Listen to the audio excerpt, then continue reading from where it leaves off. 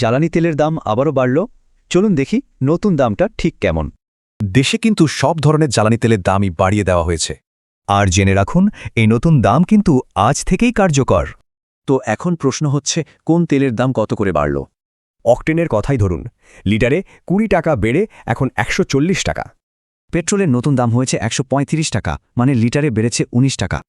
আর ডিজেলের দাম লিটারে ১৫ টাকা বেড়ে এখন ১১৫ টাকা। সব শেষে কেরোসিন লিটারে ১৮ টাকা বেড়ে এর দাম হল ১৩০ টাকা।